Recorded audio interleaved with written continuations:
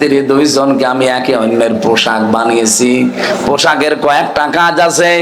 এক নাম্বার পোশাকের কাজ লজ্জা স্থান ঢেকে রাখা। এই কথা বলে না কেন? স্বামী স্ত্রী তাদের গোপন বিষয়গুলো একে অন্যের থেকে ঢেকে রাখবে, কিন্তু আজ অনেকেই প্রকাশ করে দিচ্ছে। স্বামী স্ত্রীর কথাগুলো পর্যন্ত ইন্টারনেটে, ইউটিউবে, ফেসবুকে দিয়ে নিজেকে বাহাদুর মনে করে। এটা ইতর। আরে ভাই, আপনার স্ত্রী আপনার জন্য পোশাক, আপনি আপনার স্ত্রীর জন্য পোশাক। পোশাকের কাজ হচ্ছে ঢেকে রাখা। আপনি কোনো কিছু যদি পান, ঢেকে রাখবেন। রিমান্ডে আমারে পিটিয়েছিল এমন ভাবে, শরীরের এই পোশাক আমি খুলতে পারি না। এমন কিছু জায়গায় মোটা হয়ে আছে যেগুলো পোশাক খুললে সমস্যা, কারণ পোশাক আমার ওইগুলো ঢেকে রেখেছে। এই যে এখানে একটা আছে, এত জোরে দিয়েছিল এখনো কমে নাই। এক জায়গায় 22টা দিয়েছিল বাড়ি, ফুলে একেবারে হাত ড্রমের মতো হয়েছে। পরবর্তী ঔষধ খেয়ে সেরেছে, কিন্তু এটা সারেনি। এখন পুরান শরীরে আরো জায়গা যেগুলো দেখা যায় না, এমন জায়গায় মার দিয়েছে। ওই জায়গা তো দেখানো যাবে না। ওরা বলতো এমন জায়গায় মারবি যেন মানুষকে বলতেও না পারে। এখন ওই জায়গাগুলো যেহেতু পোশাক দিয়ে ঢেকে রাখা আছে, এই জন্য কেউ টের পায় না। স্বামী স্ত্রী দুইজন পরিবারে বসবাস করবে, অন্যের ভেতরে কোনো দোষ যদি থাকে এই পোশাকের মতো ঢেকে রাখবে, বাইরের লোক যেন টের না পায়। এরকম পরিবার বাংলাদেশে তো ভরি ভরি। জেনারেল গুলোতে আরো তো উল্টা পাল্টা। এমনকি অনেক আলেম, অনেক ইমামের পরিবারও এখন সব ওপেন হয়ে যাচ্ছে।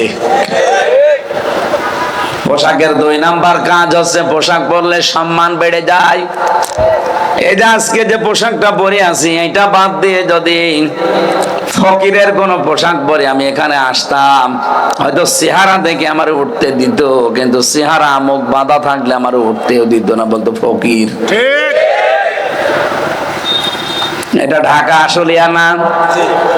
আমি আসার সময় হেলিকপ্টার থেকে নেমে যখন গাড়ি নিয়ে আসছিলাম, ওই যে দিয়া বাড়ি, মিরপুর না ওটা, উত্তরা, ওই জায়গাটা পার হওয়ার সময় ড্রাইভার আমারে বলছে, হুজুর এই যে এই সেই জায়গা যেখানে ব্যারিস্টার আরমানকে ওরা চোখ বেঁধে ফেলে রেখেছিল।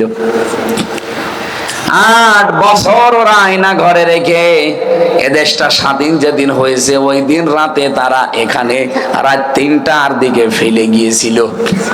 জায়গাটা দেখলাম, অনেকক্ষণ দাঁড়িয়েছিলাম।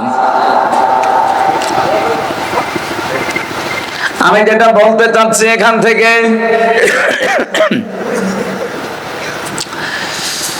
ওই অবস্থায় মানে কিন্তু ছেঁড়া গামছা দিয়ে ওনার চোখ বাঁধা ছিল, গায়ে একটা ছেঁড়া গেঞ্জি ছিল, লঙ্গি তাও তালি মারা ছেঁড়া, কারণ 8টা বছর উনি আয়না ঘরে পড়েছিল। এই অবস্থায় তারে এই মাইক্রো থেকে লাথি দিয়ে ফেলে দিয়েছিল। ওখান থেকে কষ্ট করে এক ইমাম সাহেবের কাছে গিয়ে মসজিদে যেহেতু আজান হচ্ছিল, এগুলো সব কয়েকদিন আগে উনি টক শোতে বলছিলেন, আর অজর নয় অনেক কাঁদছিলেন। আমি মাত্র 10 দিন মাটির নিচে ছিলাম, তাই আমি পাগল হয়ে গেছি। আর উনি 8 বছর ছিল, তাও তো আমি মিনিটাই ছিলাম, আর অনেক বিগটাই ছিল। আমি যে অসুস্থ স্বাভাবিক হয় না শরীর, এই কারণে, কারণ 3টা বছরে জালেমরা এমন কোন টর্চার নেই, সে মানসিক বলেন আর শারীরিক বলেন, আমার উপরে করে নাই, প্রত্যেকের উপরে, আমি একা না। এই জন্য জেল থেকে বের হলে দেখবেন অনেকে অসুস্থ থাকে, কারণ ওখানে খাবার দাবারের ভেতরে একটা জিনিস দিয়ে দেয়। ইমাম সাহেবকে বলছে, চিন্তা করছে দেশ স্বাধীন হয়েছে তো আমি জানি না। ইমাম সাহেবকে গিয়ে বলছে, এখানে আশপাশে কোন জায়গায় হাসপাতাল আছে, আমার একটু নিয়ে যান। ইমাম সাহেব ওনাকে চিনতে পারে নাই, কারণ ব্যারিস্টার আরমানের 8 বছর আগের যে চেহারা, ওটা রাজপুত্রের মতো, আর এখন যে চেহারা হয়েছে ফকিরের মতো। আর তারপরও ছেঁড়া গেঞ্জি, ছেঁড়া গামছা, ছেঁড়া লুঙ্গি গায়ে, শীতের সময় থর থর করে কাঁপছে। ইমাম সাহেব দয়ালু ছিল, নিয়ে গেছে পাশের এক হাসপাতালে। হাসপাতালে নিয়ে যাওয়ার পরে ওখানে যিনি দায়িত্বে আছে রিসিপশনে, চিন্তা করছে যদি পরিচয় দেই, না জানি আওয়ামী লীগের সময় এখন যদি থাকে আবার কোন পানি কোন দিকে গড়ায়। উনি তো জানে না যে দেশ স্বাধীন হয়ে গেছে। বলেন তো কোন অবস্থায় ছিল দেশটা স্বাধীন হয়েছে, তারপরও সে জানে না। মাটির নিচে শয়তানরা এমন ভাবে সুড়ঙ্গ করে ঘর বানিয়েছে, বাংলাদেশ ধ্বংস হয়ে যেতে পারে, আপনি টেরও পাবেন না। আয়না ঘরের ভেতরে আপনারা এখন যে চেয়ার দেখতে পাচ্ছেন, ওটা কারেন্টের শর্ট দেওয়া চেয়ার, ওটা দিলে এভাবে দোলে। আর আমার যেখানে নিয়ে গিয়েছিলাম আমি দেখেছিলাম, ওখানে যদি কাউকে বসায় ওটা ঘোরে। হাতের সাথে পায়ের সাথে ক্লিপ লাগিয়ে, গলার সাথে একটা বেড লাগিয়ে দেয়, চোখ কালো কাপড় দিয়ে বেঁধে দেয়। একবার শুধু সুইচ টিপ দিলে 1 মিনিটে 120 বার ঘুরবে। 1 মিনিটে যদি 120 বার হয়, সেকেন্ডে কয়বার? বলেন বলেন। আপনি মনে হবে 1 মিনিট পরে 8-9টা দুনিয়া দেখতে পাচ্ছি। হাসতেছো, একদিন যদি থাকতে টের পেতে। বাপের হোটেলে খাচ্ছ তো কিছু টের পাচ্ছ না। একটা মেশিন নিয়ে এসেছিল, আমার আগে যাকে নিয়ে গেল দেখলাম চিৎকার করে কাঁদতেছে। ওখানে যে অফিসার আছে জিজ্ঞাসা করলাম কি, বছর নখ তোলা হচ্ছে। এই যে এরকম একটা মেশিন সাইজ করা আছে হাতের সাথে আর পায়ের সাথে, ওরা আস্তে করে বসিয়ে শুধু টিপ দেবে, একবারে নখগুলো খুলে চলে আসবে। আর জানেন নখ খুলে গেলেই কিন্তু রক্ত বের হয় ফিনকি দিয়ে। আপনি নখ খুলে দেখেন, যে ফিনকি দিয়ে রক্ত বের হবে ওর উপরে লবণ ছিটিয়ে দেয়। আমার এখন বলতে ভয় লাগে, অথচ এগুলো সব আমি ফেস করে এসেছি। ব্যারিস্টার আরমান ভাই বলছিল যে আমি চিন্তা করলাম যে রিসিপশনে লোকটাকে যদি বলি যে আমি ব্যারিস্টার আরমান মীর কাশেম আলীর ছেলে, না জানি আবার কোন আয়না ঘরে নিয়ে যায়। যাই বলেছি ভাই আমি একটু চিকিৎসা নিতে চাই, আমার চেহারা আর পোশাক আশাক দেখে বলছে দূর হন। তাড়িয়ে দিয়েছে। দূরে এক রাস্তায় এসে থরথর করে কাঁপছিলাম। সকাল 10টা বাজার পরে দেখলাম গাড়িতে করে অফিসার ঢুকছে, জানলাম, কারণ এই হাসপাতালটা আমার বাবার বানানো ছিল। এমডি ওখানকার যিনি দায়িত্বে আছে উনি ঢুকতেছে, ওনার কাছে গিয়ে বললাম একটু কথা বলতে চাই। আমার চেহারার পোশাক দেখে লোকটা তাড়াতাড়ি করে মোবাইল ঢোকাচ্ছে, মনে হচ্ছে মোবাইল ছিনতাই করে নেবে। কিছুক্ষণ পরে বললাম যে স্যার আমাকে চিনতে পারেননি, আমি ব্যারিস্টার আরমান মীর কাশেম আলীর সন্তান। আজ 8 বছর আয়না ঘরে ছিলাম, রাত 3টার সময় ওরা আমাকে লাথি দিয়ে গাড়ি থেকে ফেলে দিয়েছে। যেহেতু আমার চোখে ছানি পড়ে গিয়েছিল খাবারের অভাবে, এই জন্য আমি ভালোভাবে কাউকে চিনতেও পারছিলাম না। ওই লোকটাকে অনেক দিন আগে আমার বাবা নিজে নিয়োগ দিয়েছিল, সেই লোকটা এখন অফিসার, কিন্তু আমার চেহারাটা এত পরিবর্তন হয়ে গেছে যে আমার বাবার নিয়োগ দেওয়া কর্মচারী আমারে চেনে না। পরিচয় দেওয়ার পরে উনি হাউমাউ করে কেঁদে আমার জড়িয়ে ধরলেন, বাড়িতে খবর দিলেন। লোকজন যারাই এসেছে শুধু আমার মা আর আমার বউ ছাড়া আমাকে কেউ চিনতে পারে নাই।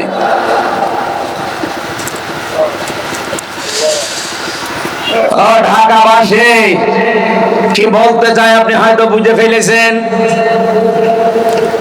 এই পোশাক আশাক যদি সত্যি আমার এখানে না থাকতো, আর আমার মুখটা যদি শুধু পরিবর্তন হয়ে যেত, এখানে না এই গেটেও আমার উঠতে দিতেন না, বলতেন পরে আসেন।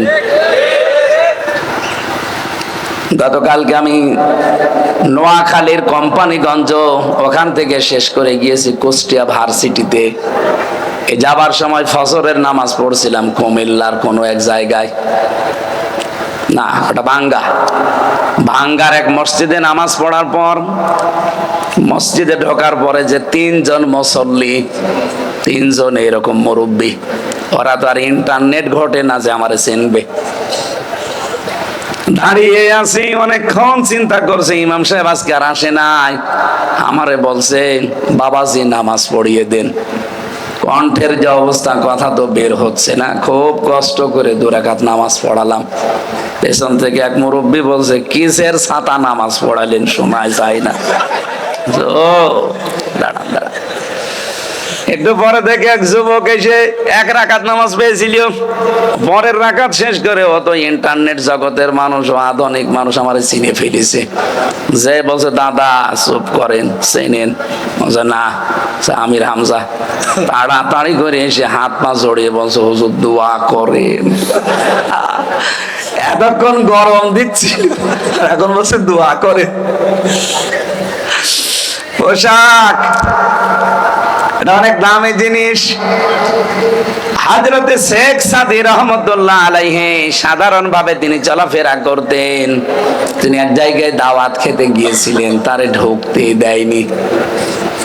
পরবর্তীতে উনি পোশাক আশাক যে রাজকীয় পোশাক, ওইটা পরে যখন গেছে, খাবারের তো অভাব হয়নি।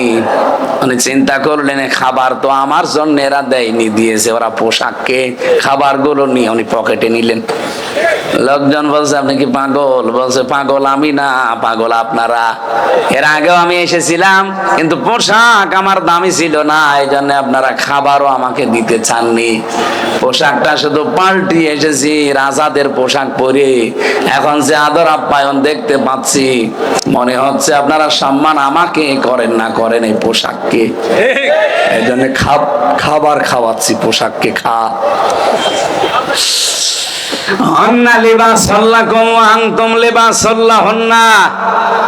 আল্লাহ বলেন পুরুষ হচ্ছে নারীর পোশাক, স্ত্রী হচ্ছে স্বামীর পোশাক। মা বোন যারা এসেছেন সাবধান, আপনি কিন্তু স্বামীর পোশাক পরলে মানুষের সম্মান যেমন বেড়ে যায়, স্বামী স্ত্রী এমন ভাবে দুনিয়াতে চলাফেরা করবে, একে অন্যের কাছে যেন তাদের শ্রদ্ধাবোধ এবং সম্মান থাকে। তো স্বামীর সম্মান দেওয়া দূরের কথা, কত মানুষ তুই তুকারি করে। কি কথা বলে না কেন? এগুলো তো শহরে আরো বেশি।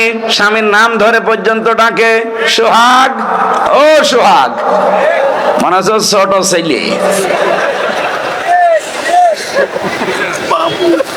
না, স্বামীর নাম ধরে আপনার ডাকা যায়, হারাম না, জায়েজ আছে, কিন্তু সম্মানের সাথে ডাকা লাগবে।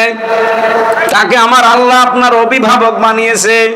আর রিজালু কাওয়ামুনা আলান নিসা,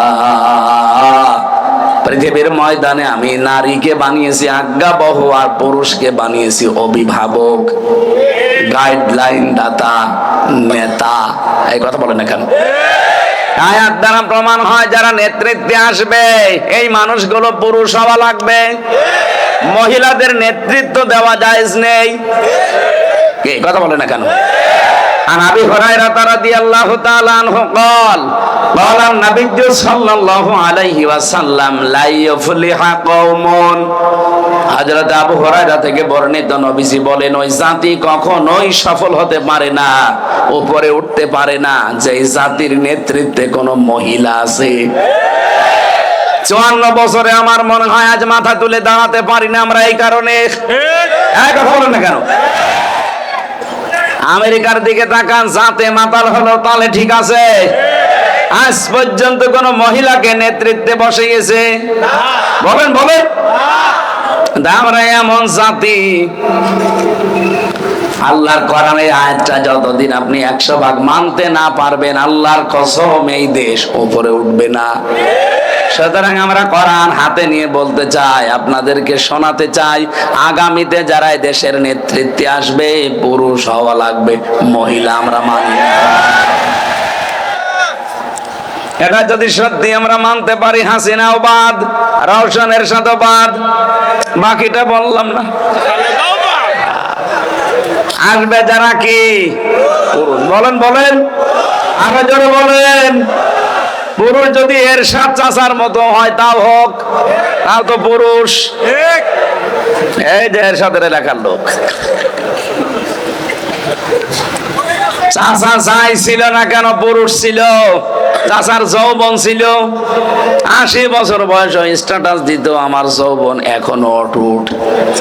এই জন্য আমাদের চাচি বেশি, চাচি বেশি না আমাদের। চাচা মানে এতদিন বেঁচে থাকলে চাচি আরো বাড়তো, কারণ এখনো যদি তার যৌবন অটুট থাকে চাচি আমাদের বেড়ে যেত না। আগামীতে আমরা চাই এই দেশে যারা দায়িত্বে আসবে তারা পুরুষ হওয়া লাগবে। যারা পুরুষ মানুষ সামনে আসতে পারে না আমরা তাদের পেছনে নেই, কারণ আমরা কোরআন ওভারটেক করতে পারি। বলে এতদিন যা করেছি করেছি, পাগল ভালো হয়ে গেছি। এখন সামনে অংশ অন্তত চোরানে স্যার এই 34 নাম্বার আয়াত আমরা কখনো লঙ্ঘন করতে পারবো না। আপনি দিয়ে দেখেন পুরুষ মানুষকে, আর ওটা দিন সৎ এবং নির্ভীক হয়। কি বললাম? সৎ এবং নির্ভীক হয় ওই পুরুষটা, এ দেশ আবার দাঁড়িয়ে যাবে। ডক্টর মোহাম্মদ ইউনূস, ওনার ঈমান আছে না আছে প্রশ্ন আমি বাদ, কিন্তু লোকটা সৎ এবং নির্ভীক। দেখেছেন কাউকে পরোয়া করে? ভারতের মতো এত বড় রাষ্ট্রকে এমন এমন জায়গায় কুলুপ এঁটে দিয়েছে। খালি একবার বলেছিল 7 সিস্টার থাকবে না, থেমে গিয়েছে। ওই বিষয় কিন্তু আর ষড়যন্ত্র হয়নি। হ্যাঁ, অন্য লাইনে গিয়েছে। কি গিয়েছিল 3-4 দিন আগে, আপনারা জানেন, কিছুদিন আগে ঠিক এই দেশকে আবার অস্থিতিশীল করার জন্য উনি একেবারে সরাসরি চলে গেছে দাদা মোদি ট্রাম্পের কাছে। ওলট পালট কিছু মিথ্যা চিত্তা বলে বোঝাবে যে বাংলাদেশে জঙ্গি বেড়ে যাচ্ছে, অথচ এই দেশে যে জঙ্গি নেই তার প্রমাণ আজ 7 মাস। 7 মাসে কোন জঙ্গি ধরা পড়েছে? কোন জঙ্গির নাটক পড়বে কি করে? কারণ যে নাটক লিখতো সেই তো পালিয়েছে, যাদেরকে দিয়ে এগুলো করাইতো তারাও পালিয়েছে। এই কাউন্টার টেররিজমের আসাদুজ্জামান, মনিরুল, এগুলো সব নাটক করতো, নাটক লিখে দেখতো ওনাদের মা। যেতে 7 মাস আর নাটক কেউ লেখেও না, নাটকের মঞ্চায়ন হয় না, এই জন্য দেশে জঙ্গি আর নেই। কে বলেছে দেশে জঙ্গি আছে? আন্দাজে এরকম একটা ভালো মানুষকে বাড়ি থেকে তুলে নিয়ে যাবে, ওই মাটির নিচে 2 মাস 5 মাস রেখে দেবে। 5 মাসে ওর চুল কাটবে না, দাড়ি কাটবে না, নখ কাটবে না, এমন এমন অবস্থা হবে। 5 মাস পরে বেরিয়ে বলবে যে এই যে জঙ্গি ধরা পড়েছে, অথচ কিছুই না। ওরা নিজেরাই আমার কাছে বলেছে, আমি নিজে বলছি। এই যে কোরআন আমার সামনে, ওরা নিজেরাই আমার সাথে বলতো। আমি নিজে জেলখানায় গিয়েও দেখেছি, জঙ্গি বলে একজনকে পেয়েছিলাম। ওনারে বললাম যে ভাই, মানুষে যে বলে আপনি আল্লাহর দলের সভাপতি, তো আপনার সেক্রেটারি কে? বলছে আমার ছেলে। আপনি সভাপতি আর আপনার ছেলে সেক্রেটারি, আর বাংলাদেশে আর কেউ আপনার নেই? বলছে না, আমরা 2 বাপ বেটাই, আমি সভাপতি, ছেলে সেক্রেটারি। আচ্ছা, আল্লাহর দলের প্রধান আব্দুল মতিন, আপনি যান গাজীপুর না? এটা জি আসলিয়া, গাজীপুরের কাশিমপুর কারাগারে 4 নম্বরে আছে, ওটা হিমেল বিল্ডিং এ থাকে। আমি থাকতাম সামনেরটায়, উনি আমার সামনের বিল্ডিং এ। মাঝে মাঝে মানুষ বলতো উনি 17 বছর ছেলে আছে, উনি আল্লাহর দলের প্রধান সভাপতি। একদিন দেখা করতে গিয়ে দেখলাম যে বলছে আমার ছেলে সেক্রেটারি আর আমি সভাপতি। এই শেষ, দুনিয়া আর কেউ আমাদের নেই। এইগুলো সব ওরা টাকা পয়সা খরচ করে করে বানিয়ে এ দেশটা যেন বাইরের মোড়লদের কাছে একটা জঙ্গি রাষ্ট্র হিসাবে পরিগণিত হয়, এটা করতো। আর এইটার জন্যই কোন হালে যখন পানি নেয়নি, তখন মোদি গেছে এই কয়েকদিন আগে ট্রাম্পের কাছে, যে দেশ সম্পর্কে কিছু মিথ্যা তথ্য দেবে। যে ট্রাম্পও সাথে মাতাল হলো, তাহলে ঠিক আছে। ও সাফ বলে দিয়েছে বাংলাদেশ আর হাসিনা ওটা আপনার ব্যাপার, আমার কাছে ওর বিষয়ে কথা বলবেন না। গরম ভাতে বিড়াল বেজার না, বেজার হয়ে গেছে। কেন হয়েছে জানেন? ট্রাম্প কিন্তু সহজে কথা বলতো না যে হাসিনার বাংলাদেশ নিয়ে কথা বলবেন না, কারণ যেই দিন মোদি গেছে ট্রাম্পের কাছে, ঠিক ওই দিন আন্তর্জাতিক মিডিয়াগুলো নিয়ে ডক্টর মোহাম্মদ ইউনূস গেছে আয়না ঘরে, আর ওই দিনই জাতিসংঘ রিপোর্ট দিয়েছে যে বাংলাদেশে যা হয়েছে 24 সালে এগুলো সব মানবতা বিরোধী অপরাধ। আর আয়না ঘর এটা তো আরো বেশি, কারণ এটা মুরগির খোপের মতো। মানুষ এত কঠিন হতে পারে, এত হৃদয় কড়া হতে পারে মানুষের, এত পাথরের মতো শক্ত হতে পারে মানুষের হৃদয় ক্ষমতার জন্যে, এটা আপনি নিজে না দেখলে বুঝবেন না। ঢাকাবাসী আমি যে কথা তুলেছিলাম, যেহেতু পোশাক মানুষের সম্মান বাড়িয়ে দেয়, স্বামী স্ত্রীর সম্মান বাড়াবে, স্ত্রী স্বামীর সম্মান বাড়াবে পোশাকের মতো, এই পৃথিবীতে রমজান মাসের দাম বাড়িয়েছে, যেহেতু রমজানের নাম কোরআনের কারণে কি, সুতরাং আজকে থেকে সিদ্ধান্ত নেওয়া লাগবে যে কোরআন শরীফের সামনে রমজানে মানার ব্যবস্থা করবই। বিশ্বাস আমরা করি, কোরআন আল্লাহর কিতাব, বিশ্বাস করি না?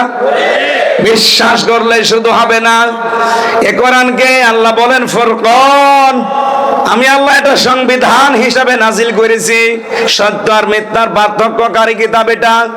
সুতরাং এই রমজান থেকে আপনি সিদ্ধান্ত নিয়ে ফেলবেন, সামনে সত্য আর মিথ্যা, এটা জানার পরে আমি সত্যের পক্ষে থাকবো, মিথ্যার বিপক্ষে যাব। মহান আল্লাহ তাহলে গ্যারান্টি দিয়েছেন আমাকে বিজয় করবেন। এই যে আজকের তেলাওয়াত কিন্তু আয়াত সূরা মায়েদার 54 নম্বর আয়াতে আল্লাহ ওইটাই জানিয়েছেন, ইয়া আইয়ুহাল্লাযীনা আমানু মাইয়ারতাদ্দা মিনকুম আন দীনিহি, এদিকে তাকান, যারা ইমানের দাবি করো তোমাদের ভেতরে কেউ যদি আমি আল্লাহর দিন থেকে ফিরে যায়, এর ইরতাদ্দা ভাবে ইরতিদাদ ভাবে ইফতিআল থেকে এসেছে। ইরতিদাদ শব্দের বাংলা অর্থ হচ্ছে হক থেকে বাতিলের দিকে ফিরে যাওয়া, যেটা আসে আসল ওইটাকে পাল্টিয়ে ফেলা। আমি যেহেতু নাম পরিবর্তনের হেডিক তৈরি করার কথা বলেছিলাম না, যে আন্তর্জাতিক বিমানবন্দরের নামও পরিবর্তন করে এখন যারা পাল্টিয়ে দিয়েছেন তারা এই আয়াতের শামিল। আপনি নাম পরিবর্তন করে কেন দিতে চান? যে যেই নামে আছে ওইটা পরিবর্তন করে দিলেই কি জনগণের মন থেকে তুলে দিতে পারবেন? বলেন।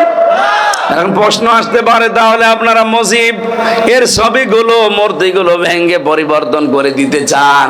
মসজিদের মূর্তি ভেঙে পরিবর্তন করা না, আমরা চাই আল্লাহর বিধান কায়েম করতে। এটা তো আল্লাহর বিধানের পুরোপুরি বিরুদ্ধে। আল্লাহ বলেন অজেতানিবুজ জোর, তোমরা মিথ্যা সাক্ষী এবং মূর্তি পূজা থেকে বেশি থাকবা। অথচ কালচারই তৈরি করে দিয়েছিলেন, সব জায়গায় বাবার মূর্তি, নাম দিতেন ভাস্কর্য। কিসের ভাস্কর্য? সূরা সাবার ভেতরে আছে ভাস্কর্য আর মূর্তি জিনিস একই, কারণ এক এক দেশে এক এক নামে ডাকা হয়। শয়তান কোন দিন এসে আপনাকে বলবে না হামজা এই যে মূর্তি পূজা কর, বলবে না। কিন্তু মূর্তি পূজা করলে যে গুনাহ হয়, এমন গুনাহ আপনাকে দিয়ে করাবে, এই কথা বলে না কেন? আমি যেটা এই আয়াত থেকে পেয়েছি, আজ এই বাংলাদেশে যারা আল্লাহর দিন থেকে ফিরে চলে যেতে চাচ্ছেন, আগস্টের 5 তারিখের পরে আমরা দেখতে পাচ্ছি অনেকেই আল্লাহর দিন থেকে মুখ ফিরিয়ে নিচ্ছে। আগে কিন্তু বিভিন্ন কায়দায় আল্লাহর নাম বলতো, আল্লাহকে ডাকতো, কিন্তু এখন আস্তে আস্তে মুখ ফিরিয়ে নিচ্ছে। এখানে দুইটা কারণ হতে পারে। এক নম্বরে ও মনে করছে যে আমি যদি মুখ ফিরিয়ে নেই, আমার সাথে দেখা দেখে আমার দলের লোক মুখ ফিরিয়ে নেবে, তাহলে এই দেশে আর ইসলাম কায়েম হবে না। আরে ভাই, ইসলাম কায়েমের দায়িত্ব কি হামজার? বলে। আর ইসলামের মালিক কি হামজা? না। এটা প্রথম অর্থ। তারা এই মনে করতে পারে যে আমরা যদি ফিরে যাই দিন থেকে, আল্লাহর বিধান থেকে মুখ ফিরিয়ে নেই, তাহলে এই দেশে আর আল্লাহর বিধান কায়েম হবে না। দুই নম্বরে এই দেশকে স্থিতিশীল থেকে অস্থিতিশীল করার জন্য দাদা বাবুদের একটা চক্রান্ত অলরেডি শুরু হয়েছে। এই জন্য রাখাল রাহাকে দিয়ে আল্লাহর নবীকে একটা গালি দিয়েছে। এটা নিয়ে যেন আমরা বিশৃঙ্খলা করি, বাংলাদেশকে যে অশান্ত তৈরি করে ফেলি, ডক্টর ইউনূস যেন কন্ট্রোলের বাইরে চলে যায়, তখন ঠিক আপাত চট করে এসে বলবে আমি ছিলাম, আমি আছি। চক্রান্ত দুইটাই হতে পারে, একটাতেও পা দেওয়া যাবে না। হ্যাঁ, আমরা চাই প্রতিবাদ, যেভাবে প্রতিবাদ করা দরকার ওইভাবে আইন হাতে তুলে না নিয়ে, যিনি আমার রাসূলকে গালি দিয়েছে উনি মানবতার শত্রু। কারণ আমার রাসূল ছিলেন মানবতার বন্ধু। মানবতার বলেন বলেন। যারা রাসূলুল্লাহকে গালি দেয়, রাসূল যা দিয়েছেন আপনি ঋণী হয়ে আছেন, তার ঋণ শোধ করার কোনো কায়দা কৌশল কোনো কাজ নেই আপনার, শুধু তাকে গালি দিয়ে ছোট করতে চান। আপনার উদ্দেশ্য শুধু ছোট করা না, এই দেশকে মুসলমানদেরকে উস্কিয়ে দিচ্ছেন যেন বিশৃঙ্খলা তৈরি হয়ে যায়। আজকে একজন ধরা পড়েছে, মোটর সাইকেলে যারা হেলমেট নিয়ে আসে না তাদেরকে ধরে কোপ দেয়, এত বড় একটা চুরি। পুলিশ ধরেছে, যারা তারে কোপ দেয় না, দেখে ওই লোকটা প্রথমে থামায়, জিজ্ঞাসা করে নাম কি, যদি মুসলমানের নাম বলে ছেড়ে দেয়, হিন্দুর নাম বললেই কোপ দেয়। এটা সূক্ষ্ম একটা ষড়যন্ত্র কিছু আবার আরম্ভ হয়েছে। হাসিনা বসে নেই, ও যাওয়ার পরে শুরু করেছে। প্রায় 27টা বিশৃঙ্খলা তৈরি করার চেষ্টা করেছিল এই 7 মাসে, একটাও ধোপে টেকে নাই, হালে পানি নেয়নি। এখন আবার এটা আরম্ভ করেছে। যারা এগুলো করছে এদের কিন্তু জাতি চেনে এবং জেনে ফেলেছে। কারো উস্কানিতে পা দেবেন না ভাই। হ্যাঁ, প্রতিবাদ জানান, যেভাবে প্রতিবাদ জানানো দরকার। আমরা সর্বোচ্চ ফাঁসি চাই তার, যারা রাসূলুল্লাহকে গালি দিলে, রাখাল রাহার, এই কথা বলেন না কেন? এবং আইনও যেন পাশ করা হয় খুব তাড়াতাড়ি। বাংলাদেশে আল্লাহ এবং রাসূল এবং আলেম ওলামাদেরকে নিয়ে যারা কটূক্তি করবে তাদের ফাঁসি দেওয়া লাগবে। তাদের ফাঁসি আপনারা চান না? বিশেষ করে রাসূলুল্লাহর ব্যাপারে কোনো ছাড় নেই। এজন্য আমরা চাই এই লোকটাকে ফাঁসি দিয়ে দৃষ্টান্ত স্থাপন করেন। মানুষের ভেতরে যে জ্বালা, এই জ্বালাটা যেন একটু মেটে, নাইতে কখন আবার কে মেটে দেবে, তখন আবার সমস্যা ধরবেন যে এই দেশে এই যে মাথা ছাড়া দিচ্ছে উগ্রবাদীরা। আমরা শান্ত এবং ধৈর্যের পরীক্ষা দিচ্ছি। আপনি আল্লাহর দিন থেকে ফেরানোর জন্য দেখেন আজ বাংলাদেশে কত পীর। এই সমস্ত পীর গুলো ভণ্ডের নাম নিয়ে তারা মানুষদেরকে আল্লাহর বিধান থেকে দূরে সরানোর জন্য পায়তারা করছে। কি আপনি দেখেন সুন্নির নাম নিয়ে, কিসের সুন্নি? এরা আহলে বেদাত। ইসলামের ভেতরে নতুন নতুন বেদাত আবিষ্কার করে মানুষদেরকে আল্লাহর আসল দিন থেকে নকল দিনের দিকে নিয়ে যায়। আল্লাহ বলেন যারা দিন থেকে এভাবে চলে যায়, ফিরে যায়, কি হবে জানো? ফাসাউ ফায়াতিল্লাহ, অতি শীঘ্রই আমি আল্লাহ, অতি শীঘ্রই আমি আল্লাহ। বলেন অতি শীঘ্রই আমি এটা বানাচ্ছি। সূরা মায়েদার 54 নম্বর আয়াত, অতি শীঘ্রই আমি আল্লাহ বিকৌমিন, এমন একটা দল তোমাদের উপরে, এমন একটা জাতি আমি এনে দেব, ইউহিব্বুহুম ওয়া ইউহিব্বুনাহু, যাদেরকে আমি আল্লাহ নিজে ভালোবাসি এবং তারাও আমাকে ভালোবাসে। সুতরাং বাংলাদেশে যে আরম্ভ হয়েছে ধর্মীয় কায়দায় এবং রাজনৈতিক কায়দায় দিন থেকে ফিরে যাওয়ার হিড়িক তৈরি হয়েছে অনেকের। কি কথা বলছেন আমার? না নাম ধরা লাগবে? অনেকে ফিরে যাচ্ছে, মনে হচ্ছে যে দেশের দিন মনে হয় আর কায়েম হবে না। আপনি ফিরে গেলে আপনার মতো লক্ষ লক্ষ হারুন রেডি হয়ে আছে। কথা বলুন। আপনার বউ পাপিয়া ফিরে গেলে আপনার মতো বহু পাপি রেডি হয়ে আছে। ঠিক। আমি হামজা যদি আল্লাহকে না ডাকি, আমার মতো আল্লাহর বান্দা হামজা এ পৃথিবীতে কোটি কোটি আছে। আল্লাহর কোনো সমস্যা নেই। কথা বলে না কেন? এই জন্য মাঝে মাঝে দোয়া করার সময় আপনি কেঁদে ফেলবেন আর বলবেন রব্বুল আলামিন, আমার মতো হামজা তোমার কোটি কোটি আছে, কিন্তু তোমার মতো মালিক আমার একজনও নেই। আমি সুসংবাদ জানাচ্ছি, এদের পরবর্তী শব্দগুলোর দিকে তাকিয়ে আজ যারা ধর্মীয় কায়দায়, জেনারেল কায়দায়, রাজনৈতিক কায়দায় আল্লাহর দিন থেকে মুখ ফিরিয়ে নিয়ে চলে যাচ্ছেন, মনে করছেন দেশে ইসলাম এবং ইসলামপন্থী মানুষদেরকে দুর্বল করে রাখবেন, আল্লাহর কসম পারবেন না। আল্লাহ বলেন আমি অতি শীঘ্র এমন একটা দল তৈরি করে দেব তাদের উপরে, যেই মানুষগুলো আমাকে ভালোবাসবে, আমি আল্লাহ তাদেরকে ভালোবাসবো। সেই দলে আল্লাহ আমাদেরকে যেন শামিল করেন, বলেন আমিন। সেই দলের কিছু নিয়ম নীতি আছে, এদিকে তাকান, সেই দলের কিছু বৈশিষ্ট্য আল্লাহ বলেন, আদিল্লাতিন আলাল মুমিনিন আইজ্জাতিন আলাল কাফিরিন। ওই দলে যারা থাকবে তাদের প্রথম গুণ হবে তারা নিজেদের প্রতি কোমল হবে, আর কাফেরদের প্রতি হবে ভয়ঙ্কর কড়া।